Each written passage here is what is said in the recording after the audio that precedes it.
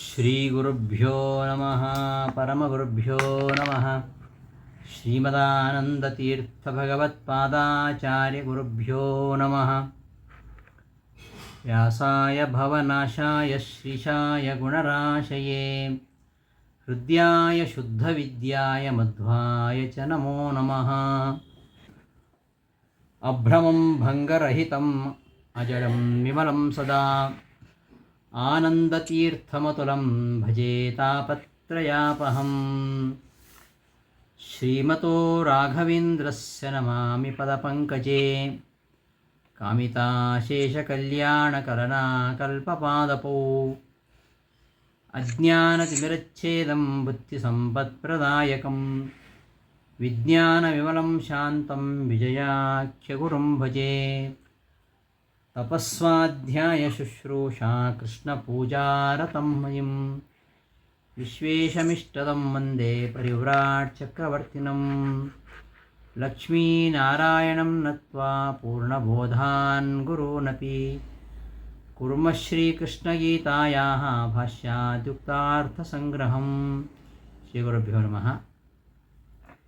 ಗೀತಾವೃತ್ತಿ ಪಾಠಕ್ಕೆ ಸುಸ್ವಾಗತ. ಭಗವದ್ಗೀತೆಯ 16ನೇ ಅಧ್ಯಾಯದಲ್ಲಿ ಕೃಷ್ಣ ದೈವೀ ಸಂಪತ್ತುಗಳನ್ನು ಹೇಳ್ತಾ ಇದ್ದಾನೆ. ಅವುಗಳಲ್ಲಿ ನಾವು ಕೆಲವು ನೋಡಿದ್ದೀವಿ. ಈಗ ಇನ್ನು ಮುಂದಿನ ಮತ್ತೊಂದು ಅವನು ಹೇಳ್ತಕ್ಕಂತಹ ದೈವಿ ಗುಣ ಅಕ್ರೋಧ. ಅಕ್ರೋಧ ಅಂದರೆ ಏನು? ಕ್ರೋಧ ಇಲ್ಲದೆ ಇರುವುದು ಅಂತ ನಾವು ಹೇಳ್ತೀವಿ. ಕ್ರೋಧ ಇಲ್ಲದೆ ಇರೋದು ಅಕ್ರೋಧ ಅಂತ. ಅಕ್ರೋಧ ಪರಪೀಡಾಕರ ಚಿತ್ತವಿಕಾರ ಭಾವ ಎಂಬುದಾಗಿ ವಿವರಿಸ್ತಾರೆ. ಪರಪೀಡ, ಪರರಿಗೆ ಹಿಂಸೆಯನ್ನುಂಟು ಮಾಡತಕ್ಕಂತಹ ಚಿತ್ತವಿಕಾರ ಇಲ್ಲದೇ ಇರುವುದು. ಇನ್ನೊಬ್ಬರಿಗೆ ಹಿಂಸೆ ಮಾಡತಕ್ಕಂತಹ ಚಿತ್ತವಿಕಾರ ಇದು ಇಲ್ಲದೇ ಇರುವುದೇ ಅಕ್ರೋಧ ಅಂತ ಇದಕ್ಕೆ ವಿವರಣೆಯನ್ನು ಕೊಡ್ತಾರೆ. ಮತ್ತು ಅಕ್ರೋಧ ಅಂದರೆ ಕ್ರೋಧ ಇಲ್ಲದೇ ಇರುವಂಥದ್ದು ಅಂತ. ಕ್ರೋಧ ಅಂದರೆ ಸಿಟ್ಟು, ಸಿಟ್ಟು ಇಲ್ಲದೇ ಇರುವಿಕೆ, ಇದು ಅಕ್ರೋಧ. ಇದು ಹಿಂದೆ ಬಂದಿದೆ. ಕೃಷ್ಣ ಕಾಮಕ್ರೋಧಾದಿಗಳೇ ಎಲ್ಲ ಪಾಪಕರ್ಮಗಳಿಗೆ ಮೂಲ ಎಂಬುದನ್ನು ಹಿಂದೆ ಹೇಳಿದ್ದಾನೆ. ಈ ಸಿಟ್ಟು ಯಾರಲ್ಲಿದೆಯೋ ಅವನನ್ನು ಮತ್ತು ಅವನ ಸುತ್ತಮುತ್ತ ಇರುವವರನ್ನು ಕೂಡ ಅದು ಹೇಗೆ ಘಾಸಿಗೊಳಿಸ್ತದೆ. ಈ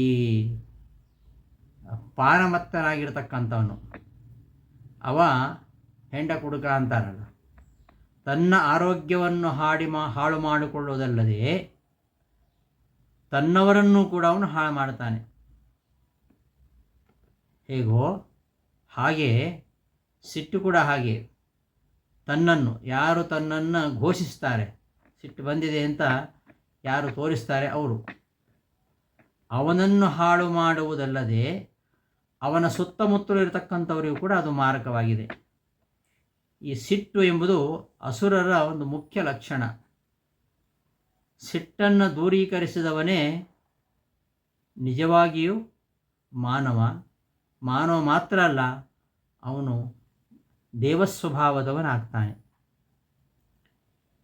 ಈ ಕ್ರೋಧ ಇತರರನ್ನು ಪೀಡಿಸ್ತಕ್ಕಂತಹ ಚಿತ್ತವಿಕಾರ. ಸಿಟ್ಟಿಗೆ ಬಂದಂತಹ ಮನುಷ್ಯ ವಿಚಾರರಹಿತನಾಗಿ ಯಾರು ತನ್ನ ಕ್ರೋಧಕ್ಕೆ ಆಲಂಬನರಾಗಿದ್ದಾರೆ ಅಂತಹ ವ್ಯಕ್ತಿಗಳನ್ನು ಸಾಧ್ಯವಿದ್ದಷ್ಟು ಪೀಡಿಸ್ತಾನೇ ಇರ್ತಾನೆ. ಕೆಲವು ಸಲ ಸಿಟ್ಟಿಗೆ ಬಂದಂತಹ ವ್ಯಕ್ತಿ ತನ್ನ ತಲೆಯನ್ನು ಗಟ್ಟಿಸಿಕೊಳ್ಳುವುದನ್ನು ಕೂಡ ನಾವು ನೋಡುತ್ತೇವೆ. ಇದರ ಉದ್ದೇಶ ತನ್ನನ್ನು ಪೀಡಿಸಿಕೊಳ್ಳುವುದಲ್ಲ, ತನಗಾಗುವ ಪೀಡೆ ಏನಿದೆ ಆ ಪೀಡೆಯಿಂದ ತನ್ನ ಕ್ರೋಧಕ್ಕೆ ಯಾರು ಕಾರಣರಾಗಿದ್ದಾರೆ, ತಾನು ಪೀಡೆಯನ್ನು ಉಂಟು ಮಾಡಿಕೊಳ್ಳುವ ಮೂಲಕವಾಗಿ ತನಗಾಗುವ ಪೀಡೆಯಿಂದ ತನ್ನ ಕ್ರೋಧಕ್ಕೆ ಕಾರಣರಾದವರಿಗೆ ಇನ್ನೂ ಹೆಚ್ಚು ಹೆಚ್ಚು ಮಾನಸಿಕವಾದ ದುಃಖವನ್ನು ಪೀಡೆಯನ್ನು ಕೊಡ್ತಕ್ಕಂತಹ ಉದ್ದೇಶ ಅವನಿಗಿರುತ್ತೆ. ಅದರಿಂದ ಒಟ್ಟಿನಲ್ಲಿ ಕ್ರೋಧ ಅನ್ನೋದು ಪರಪೀಡಾಕರ ಚಿತ್ತ ವಿಕಾರ, ಅದರ ಅಭಾವವೇ ಅಕ್ರೋಧ ಅಂತ ಹೇಳ್ತಾ ಇರೋದು. ಇಂತಹ ಪರಪೀಡಾಕರ ಚಿತ್ತವೃತ್ತಿ, ಅದರ ಒಂದು ವಿಕಾರ, ಇದು ತಾಮಸಿ ಕ್ರೋಧವಾಗಿದೆ. ಅಧರ್ಮದ ವಿರುದ್ಧ ಕೆಲವೊಮ್ಮೆ ಕೋಪ ಬರೋದುಂಟು. ಅಧರ್ಮದ ವಿರುದ್ಧ, ಅನ್ಯಾಯದ ವಿರುದ್ಧ ಉಂಟಾಗ್ತಕ್ಕಂತಹ ಕ್ರೋಧಕ್ಕೆ ಸಾತ್ವಿಕ ಕ್ರೋಧ ಅಂತ ಹೇಳ್ತಾರೆ. ತಾಮಸಿ ಕ್ರೋಧದಲ್ಲಿ ವೈರವು ಸ್ಥಾಯಿ ಭಾವ ಆಗಿರುತ್ತೆ. ಸಾತ್ವಿಕ ಕ್ರೋಧದಲ್ಲಿ ದಯೆ ಸ್ಥಾಯಿ ಭಾವ ಆಗಿರುತ್ತೆ. ಅಷ್ಟೇ ವ್ಯತ್ಯಾಸ. ದುರ್ಯೋಧನನ ಸಿಟ್ಟು ನೋಡಿ, ಅದು ತಾಮಸಿ ಸಿಟ್ಟು. ಆದ್ದರಿಂದ ವೇದವ್ಯಾಸರು ಅವನನ್ನು ಮಹಾಭಾರತದಲ್ಲಿ ಮನ್ಯುಮಯೋ ಮಹಾದ್ರುಮಃ ಅಂತ ಹೇಳ್ತಾರೆ. ಕ್ರೋಧವೇ ಮೈದಾಳಿದಂತಹ ದೊಡ್ಡ ವೃಕ್ಷ ಅಂತ. ಅಷ್ಟು ಕೋಪ ಇತ್ತು ಅವನಿಗೆ, ದುರ್ಯೋಧನನಿಗೆ ಅಂತ. ಅವ ಅಸುರರ ಸ್ವಭಾವ ಅದು, ಕೋಪ ಅನ್ನೋದು. ಈ ರಾಮನು ಕೋಪಿಸಿಕೊಂಡದ್ದು ಇದೆ, ಭೀಮನು ಕೋಪಿಸಿಕೊಂಡಿದ್ದು ಇದೆ. ಆದರೆ ಆ ರಾಮ ಭೀಮರ ಕ್ರೋಧ ಅದು ಅನ್ಯಾಯದ ವಿರುದ್ಧ ಸಿಡಿದದ್ದಂತಹ ಒಂದು ಸಾತ್ವಿಕ ಕ್ರೋಧ. ಅವರಲ್ಲಿ ಕಾಲಾಗ್ನಿ ಸದೃಶವಾಗಿರತಕ್ಕಂತಹ ಕ್ರೋಧ ಇದೆ. ಇದ್ದರೂ ಕೂಡ ಪೃಥ್ವಿಯಂತೆ ಒಂದು ಕ್ಷಮಾಗುಣವೂ ಇದೆ. ಅದನ್ನೇ ವಾಲ್ಮೀಕಿ ಮಹರ್ಷಿ ಹೇಳ್ತಾರೆ, ಕಾಲಾಗ್ನಿ ಸದೃಶಃ ಕ್ರೋಧೇ ಕ್ಷಮಯ ಪೃಥಿವೀ ಸಮಃ. ಕ್ರೋಧದಲ್ಲಿ ಕಾಲಾಗ್ನಿಯ ಸದೃಶ, ಕ್ಷಮೆಯಲ್ಲಿ ಪೃಥ್ವಿಗೆ ಸಮ ಎಂಬುದಾಗಿ ವಾಲ್ಮೀಕಿ ಮಹರ್ಷಿಗಳು ರಾಮನನ್ನು ವರ್ಣನೆ ಮಾಡ್ತಾರೆ. ಇಂತಹ ತಾಮಸ ಕ್ರೋಧ ಇಲ್ಲದೇ ಇರುವಿಕೆಗೆ ದೈವಿ ಗುಣ ಅಂತ ಹೇಳ್ತಾರೆ. ಈ ಕ್ರೋಧ ಅನ್ನೋದು ತಪಸ್ಸಿನ ಕಲ್ಮಶ. ಅದನ್ನು ನಿರೂಪಿಸಿದ್ದಾರೆ. ಕ್ರೋಧ ಕಾಮೋ ಲೋಭಮೋಹೌ ವಿವಿತ್ಸಾ ಕೃಪಾಸೂಯ ಮಾನಶೋಕವು ಸ್ಪೃಹಾಚ ಈರ್ಷಾ ಜಿಗುಪ್ಸಾ ಚ ಮಹಾಗುಣೇನ ಸದಾ ವರ್ಜ ದ್ವಾದಶೀತೆ ನರೇಣ. ಈ 12 ಬಿಡಬೇಕಂತೆ.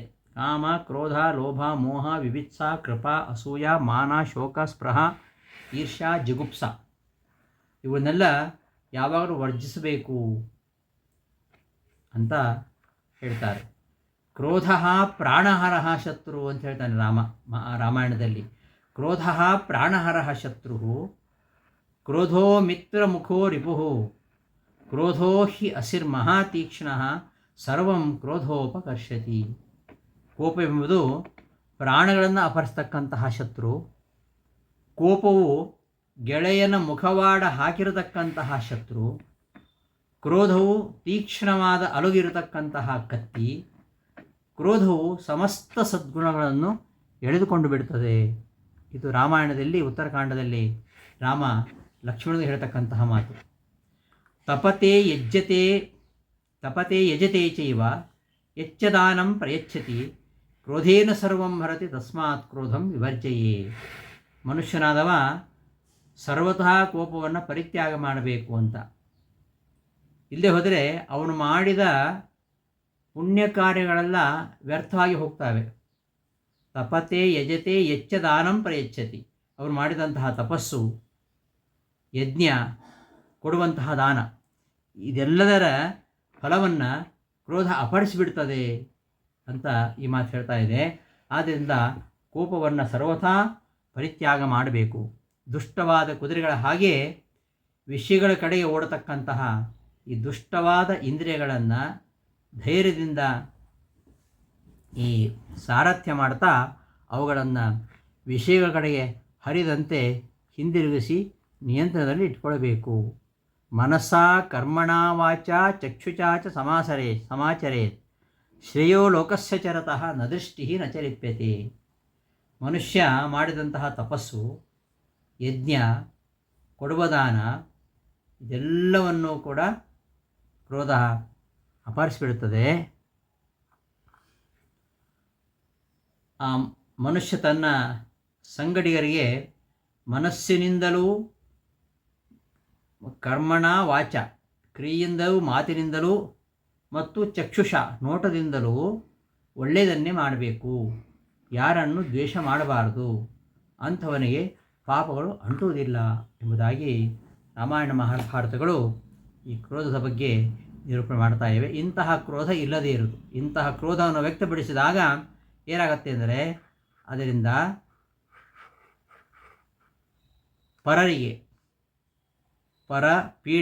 ಪರರಿಗೆ ಪೀಡಿಯಾಗತ್ತೆ. ಅಂತಹ ಪರರಿಗೆ ಪೀಡಿಯನ್ನುಂಟು ಮಾಡತಕ್ಕಂತಹ ಚಿತ್ತವಿಕಾರ, ಇದುವೇ ಕ್ರೋಧ. ಇದು ಇರಬಾರದು. ಇದನ್ನು ದೈವಿ ಗುಣ ಅಂತ ಕೃಷ್ಣ ಇಲ್ಲಿ ನಿರೂಪಣೆ ಮಾಡ್ತಾ ಇದ್ದಾನೆ. ಉತ್ತರಕಾಂಡದಲ್ಲಿ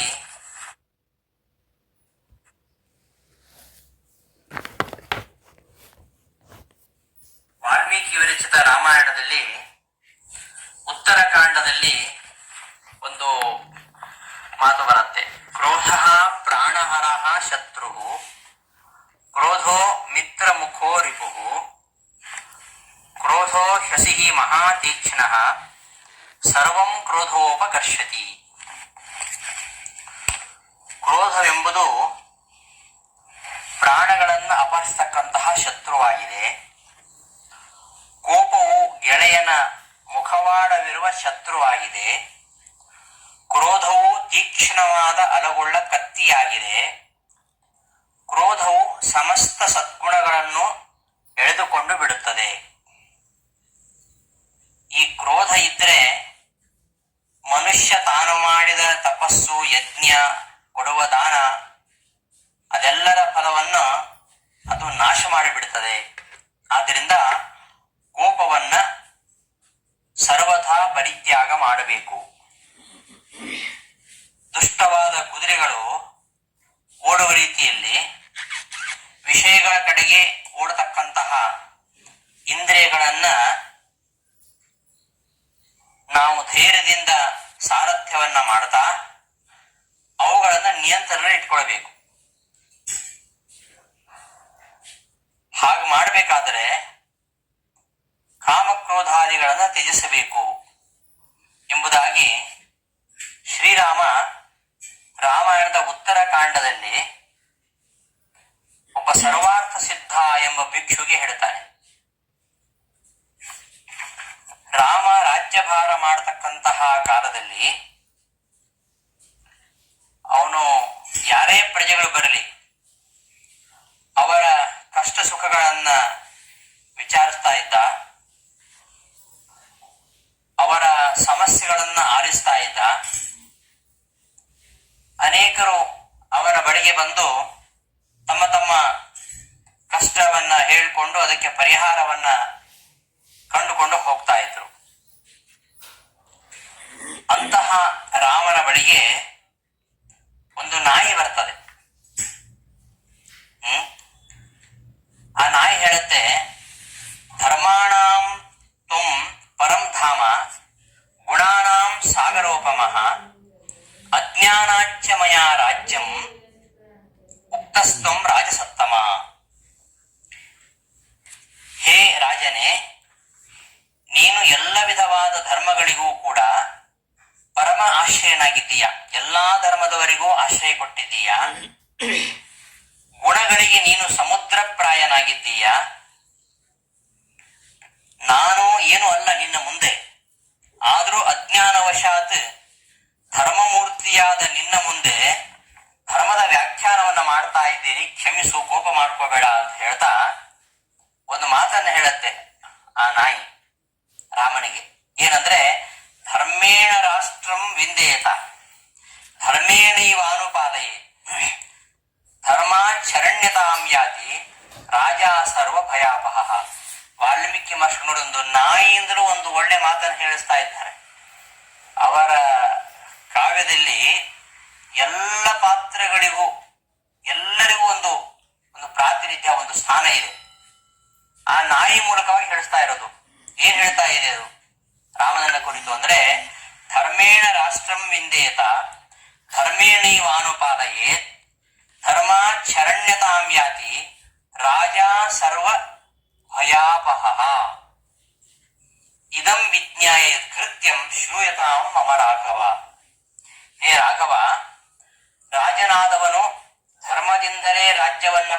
ಮಾಡಬೇಕು. ಅನ್ಯಾಯ ಮಾರ್ಗದಿಂದ, ವಾಮ ಮಾರ್ಗದಿಂದ ರಾಜ್ಯವನ್ನು ಗಳಿಸಬಾರದು.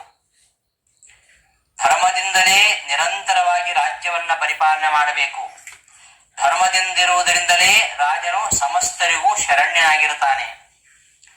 ರಾಜನಾದವನು ಸಮಸ್ತರ ಭಯವನ್ನ ಹೋಗಲಾಡಿಸ್ತಾನೆ. ಈ ಎಲ್ಲ ವಿಷಯಗಳನ್ನ ತಿಳಿದಿರತಕ್ಕಂತಹ ನಿನಗೆ ನಾನು ನನ್ನ ಒಂದು ಕೆಲಸವನ್ನ ಮಾಡಿಕೊಡ್ಬೇಕು ಅಂತ ಹೇಳ್ತಾ ಇದ್ದೇನೆ.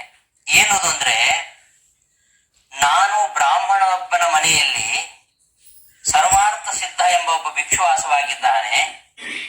ಅವ ನನ್ನನ್ನ ನಿಷ್ಕಾರಣವಾಗಿ ಹೊಡೆದ. ಆ ಕಾರಣಕ್ಕಾಗಿ ನನಗೆ ಆಗಿರತಕ್ಕಂತಹ ಅನ್ಯಾಯ, ನಾವೇನು ತಪ್ಪು ಮಾಡದಿದ್ರು ಕೂಡ ನನಗೆ ಅವನು ದಂಡ ಪ್ರಹಾರ ಮಾಡಿದ್ದಾನೆ. ಆದ್ದರಿಂದ ಅವನಿಗೆ ಶಿಕ್ಷೆಯನ್ನು ಕೊಡಬೇಕು ಅಂತ ಹೇಳಿದಾಗ ರಾಮ ಅದೊಂದು ನಾಯಿ ಅಂತ ಬಿಟ್ಟಾಕಲಿಲ್ಲ. ನನ್ನಿಂದ ಏನ್ ಕಾರ್ಯ ಆಗಬೇಕಾಗಿದೆ ಅಂದಾಗ ಆ ಬ್ರಾಹ್ಮಣನನ್ನ ಕರೆಸು ಅಂತ ಹೇಳ್ತಾನೆ. ಆ ಸರ್ವಾರ್ಥ ಸಿದ್ಧನೆಂಬ ಭಿಕ್ಷುವನ್ನ ಕರೆಸ್ತಾನೆ. ಅವ ಬಂದು ಕೇಳಿದ, ಏನಾಗ್ಬೇಕು ನನ್ನಿಂದ? ನಿನ್ನಿಂದ ನನಗೇನಾಗ್ಲಿಕ್ಕಿಲ್ಲಪ್ಪ, ನೀನು ಈ ನಾಯಿಯನ್ನ ಯಾಕೆ ಹೊಡೆದೆ? ಇದು ಮಾಡಿದ ಅಪರಾಧವೇನು ಅಂತ ಕೇಳ್ತಾ ಆಗ ಹೇಳತಕ್ಕಂತಹ ಮಾತಿದು ರಾಮ. ಯಾವುದನ್ನ? ಕ್ರೋಧ ಪ್ರಾಣ ಹರಹ ಶತ್ರು, ಕ್ರೋಧೋ ಮಿತ್ರ ಮುಖೋ ರಿಪು, ಕ್ರೋಧೋ ಹಿ ಅಸಿಹಿ ಮಹಾತೀಕ್ಷ್ಣ, ಸರ್ವಂ ಕ್ರೋಧೋಪಕರ್ಷತಿ. ಕೋಪ ಇದ್ದರೆ ಎಲ್ಲ ನಾಶವಾಗಿಬಿಡುತ್ತದೆ. ಏನೇ ಇದ್ರೂ ಎಲ್ಲವೂ ನಾಶವಾಗ್ತದೆ ಅಂತ ಹೇಳ್ತಾ,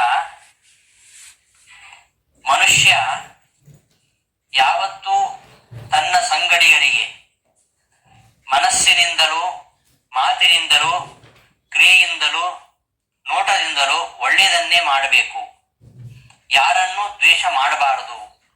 ಅಂತವನಿಗೆ ಯಾವ ಪಾಪ ಅಂಟುವುದಿಲ್ಲ ಅಂತ ಹೇಳ್ತಾನೆ. ಮನಸ ಕರ್ಮಣ ವಾಚ ಚಕ್ಷುಷಾ ಚ ಸಮಾಚರೇ ಶ್ರೇಯೋ ಲೋಕಸ್ಯ ಚರತಃ ನದ್ವೇಷ್ಟಿ ಚ ನಲಿಪ್ಯತೆ. ಕರ್ಮಣ ಮನಸ ವಾಚ, ಮನೋವಾಕಾಯಗಳಿಂದ ಮತ್ತು ನೋಟದಿಂದಲೂ ಯಾವತ್ತು ತನ್ನ ಜೊತೆಯವರಿಗೆ ಒಳ್ಳೆಯದನ್ನೇ ಮಾಡಬೇಕು. ಯಾರನ್ನು ದ್ವೇಷ ಮಾಡಬಾರದು. ಅಂತವನಿಗೆ ಯಾವ ಪಾಪವೂ ಬರುವುದಿಲ್ಲ. ಹಾಗಿರುವಾಗ ನೀನೆಲ್ಲ ತಿಳಿದವನು ನೀನು ಹೀಗೆ ಮಾಡಿದ್ದು ಸರಿಯಾ? ವಿನೀತ ವಿನಯಸ್ಯಾಪಿ ಪ್ರಕೃತಿರ್ನ ವಿಧೀಯತೆ, ಪ್ರಕೃತಿಂ ಊಹಮಾನಸ್ಯ ನಿಶ್ಚಯೇನ ಕೃತಿರ್ಧ್ರುವ. ನೋಡಿ ಈ ಮಾತು ಎಷ್ಟು ಮಾರ್ಮಿಕವಾಗಿದೆ. ವಿನೀತ ವಿನಯಸ್ಯಾಪಿ ಪ್ರಕೃತಿ ನ ವಿಧೀಯತೆ. ಮನುಷ್ಯ ಎಷ್ಟು ಓದಿದರೂ, ಶಿಕ್ಷಣದಿಂದ ವಿನೀತನಾಗಿದ್ದರೂ ಕೂಡ ಮನುಷ್ಯನ ಸ್ವಭಾವ ಬದಲಾಗುವುದಿಲ್ಲ. ನೀನ್ ಇಷ್ಟೆಲ್ಲ ಅಧ್ಯಯನ ಮಾಡಿದ್ದೀಯ, ಭಿಕ್ಷು ಆಗಿದ್ದೀಯ, ಆದರೆ ನಿನ್ನ ಸ್ವಭಾವ, ಆ ದುಷ್ಟ ಸ್ವಭಾವ ಏನು? ಕೋಪ ಮಾಡಿಕೊಂಡು ಅನ್ಯಾಯವಾಗಿ ಈ ನಾಯಿಗೆ, ಯಾವ ತಪ್ಪು ಮಾಡದಿರತಕ್ಕಂತಹ ನಾಯಿಗೆ ಪೆಟ್ಟನ್ನು ಕೊಟ್ಟಿದ್ದೀಯ. ಆಗ ಅವ ಹೇಳ್ತಾನೆ, ಅದೇ ಹೇಳ್ತಾನ ಆ ವಿಷಯ. ಕ್ರೋಧೇನ ಕ್ಷುಧಯಾವಿಷ್ಟ ತಥೋ ದತ್ತೋಸ್ಯ ರಾಘವ ಪ್ರಹಾರೋ ರಾಜೇಂದ್ರ ಶಾಧಿ ಮಾಂ ಅಪರಾಧಿನಂ. ಹೌದು, ನಾನು ಆ ನಾಯಿಯನ್ನ ಹೊಡೆದೆ. ಯಾಕೆ ಹೊಡೆದೆ ಅಂದ್ರೆ, ನಾನು ಎಲ್ಲಿ ಹೋದ್ರೂ ಈ ನಾಯಿ ಅಡ್ಡಡ್ಡ ಬರ್ತಾ ಇತ್ತು. ನಾನು ಭಿಕ್ಷೆ ಬೇಡ್ತಾ ಮನೆಗೆ ಅಲೆದಾಡ್ತಾ ಇದ್ದೆ. ಇದು ಯಾವಾಗಲೂ ಹಾದಿಯಲ್ಲಿ ನನಗೆ ಅಡ್ಡ ಬರ್ತಾ ಇತ್ತು. ಅದಕ್ಕೆ ತುಂಬಾ ಸಹ ನಾನು ಹೇಳಿದೆ. ಎಷ್ಟು ಹೇಳಿದ್ರು ಕೂಡ ಅದು ನನ್ನನ್ನ ಅಡ್ಡಗಟ್ಟೆ ನಿಂತುಕೊಂಡಿತು. ನನಗೆ ಬೇರೆ ತುಂಬಾ ಹಸಿವೆ ಆಗಿತ್ತು. ಕ್ಷುಧಯಾವಿಷ್ಟ ಕ್ರೋಧೇನ ತಥೋ ದತ್ತೋಸ್ಯ ರಾಘವ. ಆ ನಾಯಿಯ ಒಂದು ಚರ್ಯೆಯಿಂದ ನನಗೆ ತುಂಬಾ ಕೋಪ ಬಂತು. ಕೋಪವನ್ನ ತಡೆಯಲಾರದೆ ನಾನು ಅದಕ್ಕೆ ಹೊಡೆದೆ. ನಾನು ತಪ್ಪು ಮಾಡಿದ್ದೇನೆ, ಅಪರಾಧಿ ಆಗಿದ್ದೇನೆ. ನಿಷ್ಕಾರಣವಾಗಿ ನಿರಪರಾಧಿಯಾದ ಈ ನಾಯಿಗೆ ಪೆಟ್ಟು ಕೊಟ್ಟಿದ್ದೇನೆ. ಇದಕ್ಕೆ ನನಗೇನು ಶಿಕ್ಷೆ ಕೊಡ್ತೀಯಾ ಕೊಡು.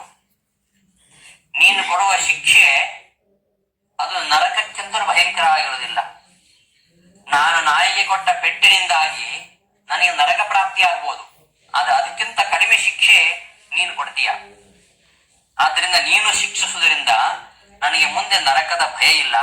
ಆದ್ರಿಂದ ನನಗೆ ಯಾವ ಶಿಕ್ಷೆಯನ್ನು ಕೊಡು ಅಂತ ಆ ಸರ್ವಾರ್ಥ ಸಿದ್ಧ ಕೇಳ್ತಾರಂತೆ.